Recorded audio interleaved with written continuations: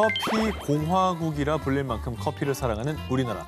1인당 연간 350석 잔의 커피를 마시고 지난해 6월 기준 서울의 카페만 18,535곳에 이릅니다. 그런데 조선시대에도 지금의 바리스타 역할을 했던 사람이 있었다고 합니다. 아, 진짜? 조선 최초의 바리스타가 누구냐? 바로 120여 년 전인 대한제국 시절 국내외 귀빈들에게 서양 요리를 대접하던 황실 전례관 독일인인 마리 앙투아네트 손탁이었습니다. 손탁여사. 손탁 교사 이름 많이 들어봤어요. 미국의 천문학자인 퍼시벌 로웰의 저서에 의하면 1884년에 조선에서 커피를 대접받았다는 기록이 있는 걸로 보아서 이미 조선에 커피가 들어온 것을 알 수 있었는데요. 그런데 을미사변을 계기로 고종이 러시아 공사관으로 거처를 옮긴 사건이죠. 1896년에 아관 파천 당시 손탁은 고종의 식사를 책임진과 동시에 고종에게 갑에 커피를 올렸다고 합니다. 그리고 전해지는 이야기에 따르면 고종이 손탁이 내린 커피를 하루에도 몇 잔씩이나 마실 만큼 국내 최초의 커피 애호가가 됐다고 합니다. 천천히 드셔보시죠. 물론 뭐 그때 바리스타라는 직업 자체가 있었던 건 아니지만 결국에는 황실 수석 바리스타 역할을 하신 거잖아요. 그렇죠. 그런데 고종이 마시는 커피는 좀 특별하지 않았을까 하는 생각이 들어요. 오, 황제가 먹던 커피에 관심 있으십니까? 어떤 네. 품종입니까? 고종의 취향을 저격한 커피 스타일을 알려드리면요. 당시에는 뚝배기 같은 그릇에 커피가루를 넣고 물과 함께 끓인 후에요. 그 끓인 물을 체나 천에 거르거나 가루가 가라앉은 후에 위에 있는 맑은 물을 떠서 먹었다는데 오호. 참고로 이 방법이 커피의 본고장인 에티오피아의 전통 커피 내리는 법과 유사하다고 합니다. 지금은 원두 종류 워낙에 많잖아요. 조선시대는 어디서 온 원두를 어떤 걸 먹었을까요? 취재해보니까 당시 신문에 커피 판매 광고가 있었습니다. 1896년에 독립신문 영문판에 실린 최초의 커피 판매 광고. 독일인 고스찰키가 운영하는 서울 정동의 상점에서 막 볶은 모카 커피, 자바 커피를 팔았다고 합니다. 자바, 인도네시아구나. 요게 조선시대의 당시에 아주 인기 커피였다고 하고요. 그리고 이때 커피 가격 궁금하시죠? 네. 예, 가격이요. 70에서 75센트. 당시 엽전 5냥 정도의 가치로 쌀 2대를 살 수 있는 가격이었는데요. 우와, 진짜 비쌌네. 저게 지금 커피가 캐비어 거의 반값이에요. 밑에 러시안 캐비어로 돼 있어요. 그러니까 사실상 1890년대 조선의 커피는 일부 부자들만의 전유물이었던 겁니다. 커피를 많이 마셨으면 이제 카페도 좀 있지 않았을까요? 여기에 있어요? 대해서는 좀 의견이 근데 분분해요. 네네. 1895년에 고종이 손탁에게 서울 정동의 29번지 소재의 한옥과 토지를 하사합니다. 이후에 이 한옥을 서양식으로 개조하면서 손탁의 사저가 되고요. 이 손탁의 사저가 서양인들의 사교의 장이 됩니다. 1902년에 본격적으로 호텔로 증축을 하면서 이 손탁빈관 1층에 정동구락부라고 불리는 레스토랑이 영업을 시작했는데요. 외국인과 특권층만 출입할 수 있는 곳이었지만 이 정동구락부가 유명해지면서 서민들에게도 커피, 가베의 존재가 널리 알려졌다고 합니다.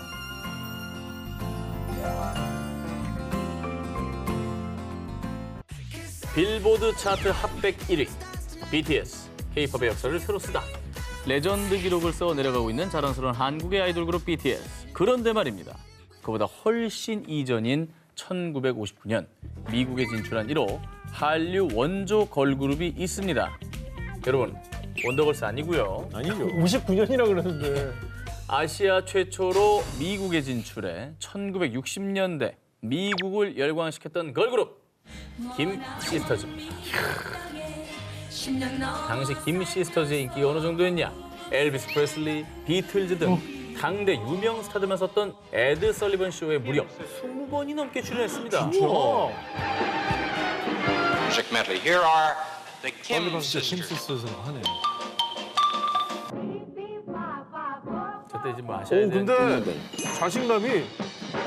와. 그러네, 진짜. 오. 당시 현지 언론에서는 미국을 주름 잡는 김 시스터즈라고 보도했고요.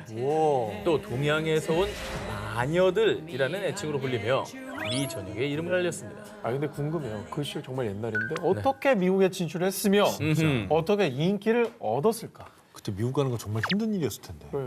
자, 이들이 한류 스타가 되는데 크게 기여를 하는 인물이 있었는데요. BTS에게 방시혁 프로듀서가 있듯이 이들을 최고의 한류 걸그룹으로 트레이닝 시킨 사람이 바로 이분입니다. 사공의 뱃노래. 목포의 눈물. 목포의 눈물을 부른 국민 가수 이난영 씨입니다. 직접 김 시스터즈를 프로듀싱했습니다. 그리고 미팔군 공연 무대에 오른 김 시스터즈의 인기가 날로 높아지자 그 소문을 듣고 미국 라스베이거스의 프로듀서 톰 볼이 김 시스터즈에게 러브콜을 보낸 겁니다. 여기다. 우리가 먼저 녹화한 게 아니라 네. 러브콜을 받은 거예요. 역으로 왔네요. 그렇게 1959년 우리나라 최초로 미국 진출을 하게 된 김 시스터즈. 화려한 댄스는 물론 가야금, 장구, 기타, 색소폰, 트럼펫 등 10여 개 이상의 악기를 자유자재로 다루기 위해서 매일매일 맹연습을 했다고 합니다. 난 아니다. 그리고 영어 가사를 자연스럽게 부르기 위해서 수백 곡의 팝송을 외웠다고 합니다. 요즘 아이돌들이 받는 트레이닝보다 더 혹독하네요. 1960년대 미국의 평균 연봉이 약 2,000달러였던 시절 김 시스터즈는 주급으로만 15,000달러, 일반 직장인 주급의 약 370배에 달하는 금액을 벌었다고 합니다. 그걸 한국으로 비교하면 또 얼마나 높겠어요. 그렇죠. 이쯤에서 김 시스터즈의 대표곡 궁금하시죠? 화제곡입니다. 김치 깍두기입니다.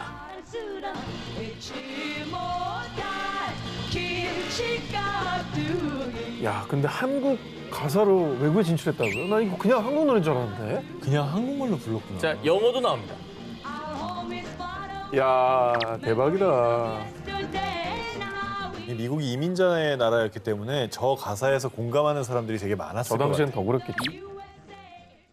60여 년 전 미국에 진출했던 최초의 한류 걸그룹 김 시스터즈. 역시 K-팝의 힘은 위대했습니다.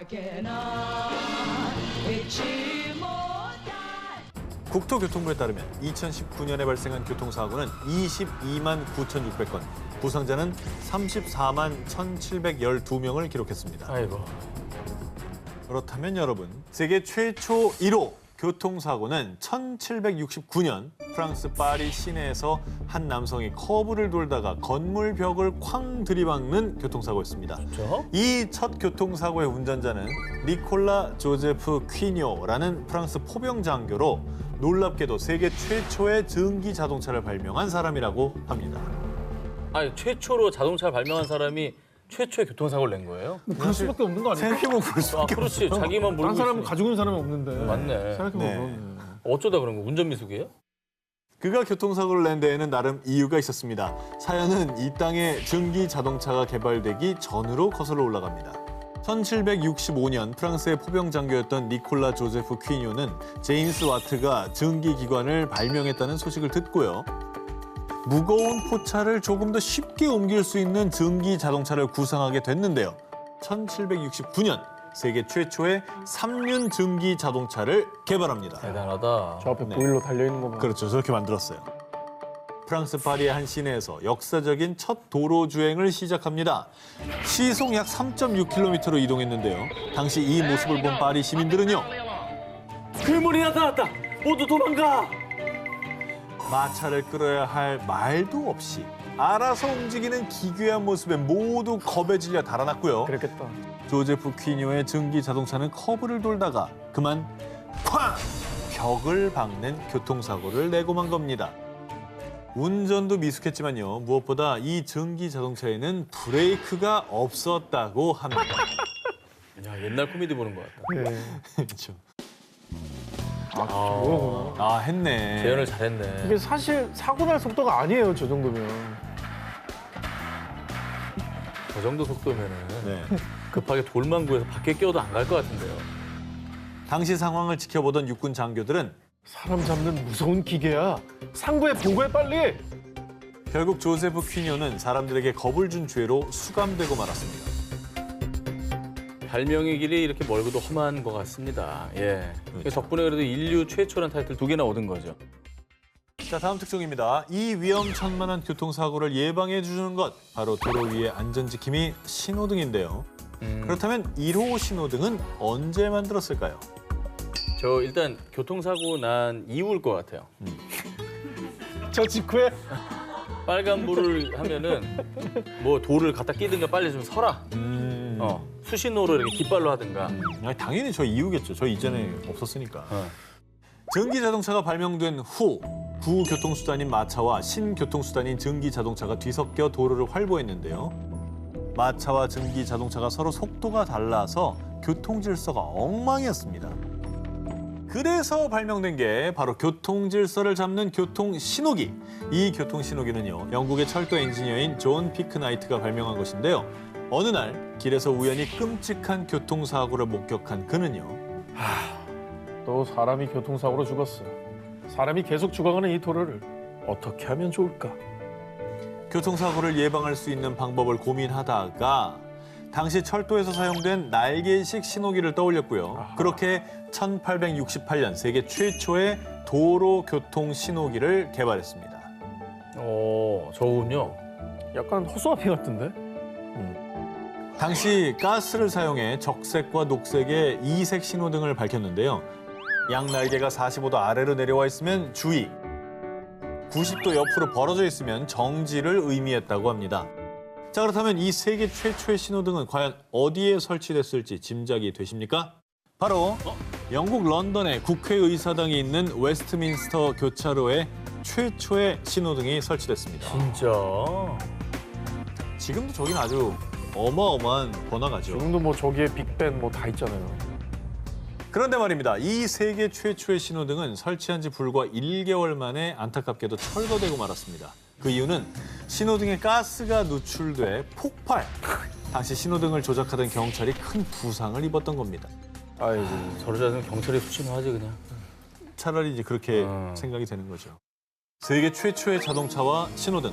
참신한 아이디어가 사람들의 생명을 구해주는 발명품으로 진화한 사례였습니다. 자, 이번엔 할리우드 역사에 큰 획을 그은 한 배우의 사진을 보여드리겠습니다. 이분 누군지 아십니까? 압니다. 전 아니, 압니다. 할리우드 배우라고요? 1934년 한국 최초로 할리우드에 진출한 배우 필립 안입니다. 필립 안은 지금으로부터 무려 80여 년 전 할리우드의 문을 두드린 1호 배우인 셈인 거죠. 그때는 미국도 인종차별 있고 아시아계 배우가 있다라는 난 생각도 못 해봤거든요. 한국이란 나라도 몰랐을 거예요. 나중에 몰랐지. 이제 브루스 리가 또 한획을 긋긴 했지만 그런데 당시 필립 안의 어머니는 아들의 배우 활동을 극심히 반대했습니다.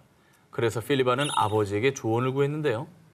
원하는 일이라면 하되 단 최고가 되라. 오, 아버지 멋있다. 라며 필립 안의 아버지는 아들에게 힘이 돼줬습니다. 자, 그런데요. 한국인 최초로 할리우드에 입성한 그의 아버지가 누구냐? 바로 독립운동가 안창호 선생입니다. 1934년 영화 디자이러블을 시작으로 본격적으로 배우의 길을 걷게 됩니다. 그의 화려한 필모그래피를 먼저 보겠습니다. 먼저 뮤지컬 영화 Anything Goes에서는 우리에겐 캐롤, 화이트 크리스마스로 유명하죠. 가수 겸 배우 빈 크로스비와 함께 출연을 했습니다. 한국 전쟁을 다룬 영화 전성가에서는요. 50년대를 대표하는 최고의 청춘 스타 락 허드슨과 함께 출연하는 등 약 40년 동안 300여 편의 작품에 출연하며 할리우드 최고의 스타들과 어깨를 나란히 했습니다. 특히 1972년엔 인기 드라마 쿵호 시리즈에서 인자하고 강인한 스승 칸 역할로 대중들의 큰 사랑을 받았는데요. Do you remember the day? 되게 집중해서 보게 만들죠. 오, 와. 카리스마. 아쉽게도 당시 그에게 주어진 역은요, 비중이 좀 적은 조연으로 대부분 중국인이나 일본인 역할이었습니다. 하지만 비록 비중 있는 역할이 아니었음에도 불구하고 필립 안은 묵묵히 자신의 연기로 편견과 인종차별의 장벽을 허물며 할리우드에서 대활약했습니다.